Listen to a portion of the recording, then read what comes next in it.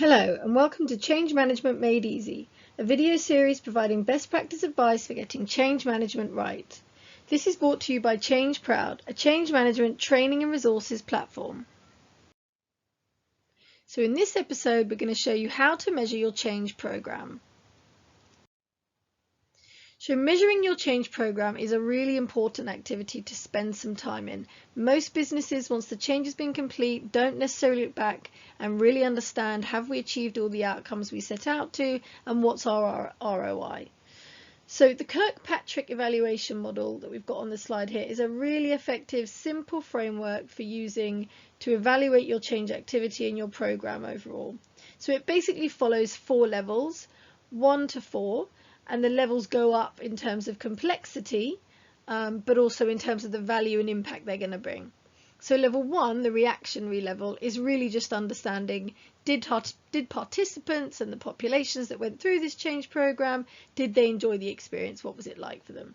That's obviously really important, but we don't just want to know that. We want to know whether skills and behaviours and adoption of the change was fully achieved, and whether ultimately the business results that we were driving for were also achieved. So then we go up to level 2, where we're really getting into the learning. So were new skills and behaviours achieved as a result of the change program? Whatever we set out in that sense, we need to understand whether that learning has really been adopted. Then at the impact level, this is really seeing the evidence of whether behaviour and ways of working are really changing on the ground in terms of being applied day to day to people's working lives. So they may have understood, they may have learnt what they needed to do differently and enjoyed it, but actually they're not necessarily doing it all the time or when we need to. And we need to see, therefore, what's causing this lack of adoption, what do we need to go back and look at. And then finally, level 4 is results. So this is really the most critical level, where we're actually trying to understand, did this change program positively impact business results in the way that we wanted? So, the most complex, because it can be really difficult to ascertain with real certainty whether the activity of the change program was the thing that delivered new business results, if you have new business results.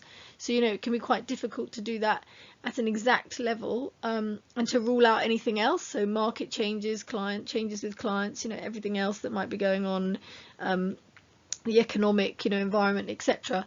But it's still really important to try to pinpoint areas where you can draw that direct relationship between change activity and the business results.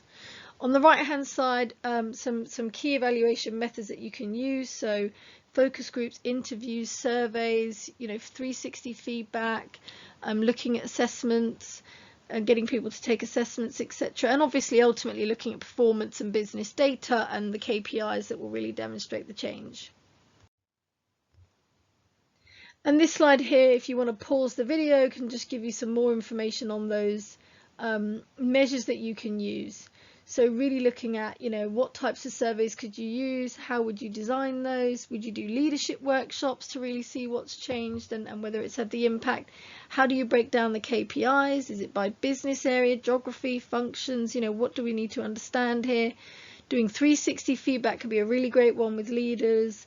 Looking at HR data as well as other business metrics, culture surveys, engagement surveys, etc. If you found this video helpful, for more easy to use and accessible change management training, resources and templates, please visit Change Proud. Thank you for watching.